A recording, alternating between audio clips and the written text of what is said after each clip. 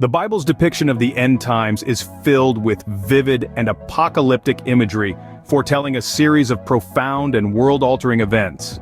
Our journey begins with the exploration of this profound apocalyptic imagery as we delve into the heart of biblical prophecies. The scriptures paint a vivid tableau of the end times, from the forewarnings of Jesus in Matthew's chapters 24 and 25, to the prophetic visions of Daniel in chapters 7 through 12.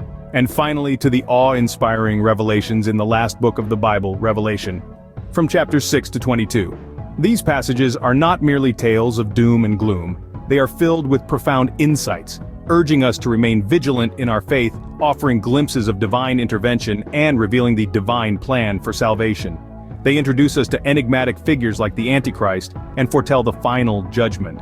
These passages serve as a source of inspiration, admonition, and encouragement, inviting us to delve deeper into the divine plan for salvation and the impending judgment. In Matthew 24:25, Jesus provides insights into the signs heralding his second coming and the end of the age. The signs of the end times, as described by Jesus in the book of Matthew, are both profound and specific. They paint a picture of a world in upheaval, filled with turmoil and tribulation, yet amidst this chaos there is a palpable sense of urgency, a call for vigilance, and an unyielding invitation to steadfast faith.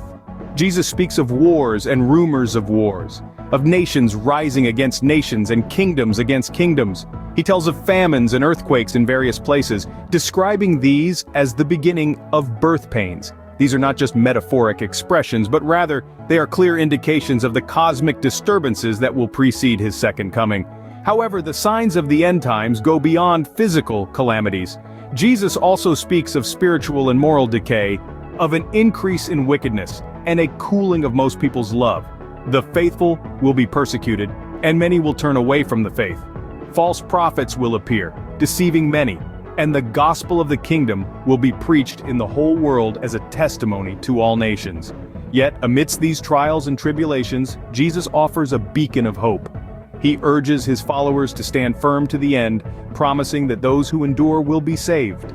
He encourages vigilance, comparing his return to a thief in the night, unexpected, sudden, but inevitable. He underscores the importance of readiness, illustrating this through the parable of the 10 virgins. In this parable, the 5 wise virgins who kept their lamps filled with oil were ready to meet the bridegroom when he arrived, while the 5 foolish virgins were left out in the darkness because they were not prepared. This parable is a vivid reminder of the suddenness of Christ's return and the necessity of constant readiness.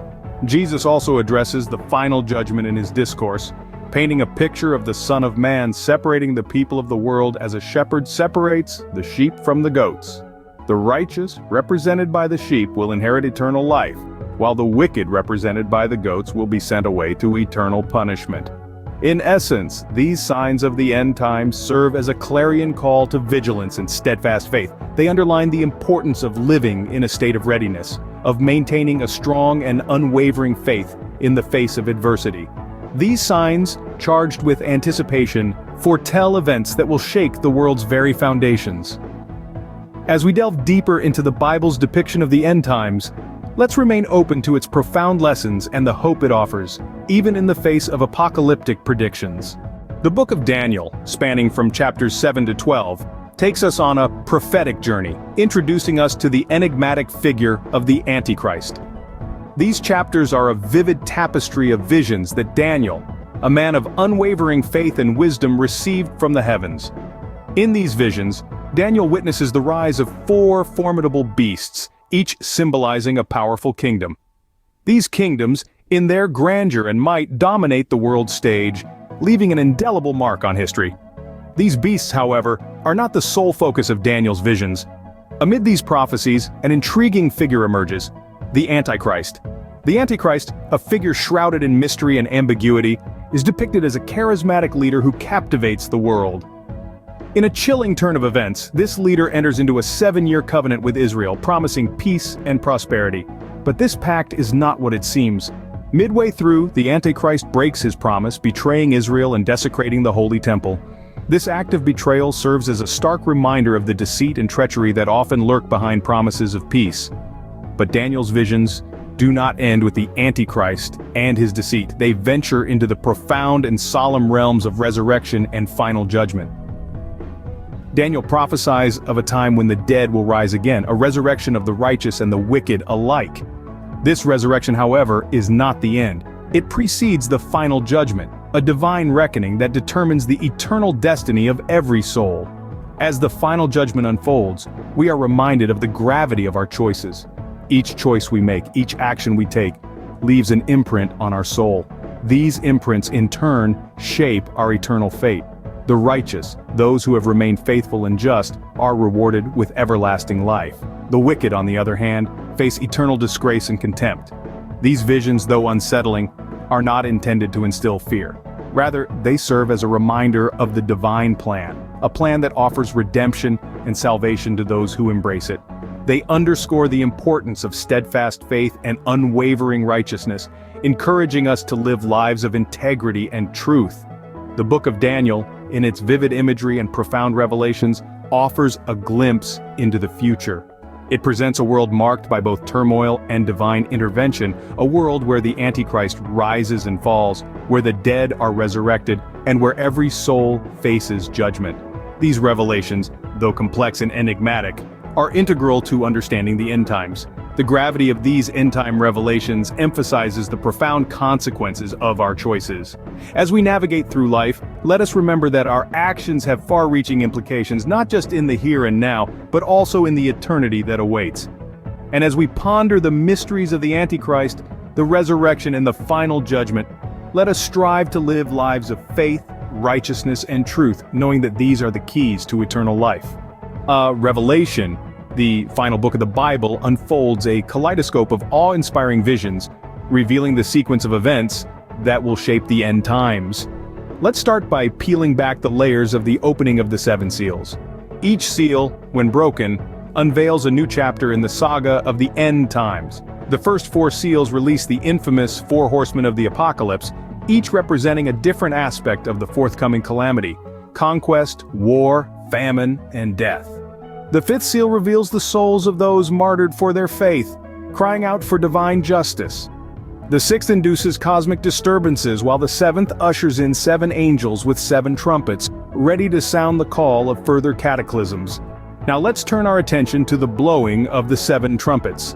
Each trumpet blast heralds a new disaster. The first four trumpets initiate environmental catastrophes affecting the earth, sea, rivers, and sky. The fifth and sixth trumpets, often referred to as the first and second woes, unleash demonic forces causing immense suffering. The seventh trumpet, however, sounds a different note. Moving on, we encounter the pouring out of seven bowls. Each bowl, when emptied, pours forth a plague upon the earth. These plagues mirror the calamities of the trumpets but are more severe, affecting not just a third of the earth but the whole of it. The seventh bowl in particular signals the end of God's wrath and the arrival of the most cataclysmic earthquake the world has ever witnessed.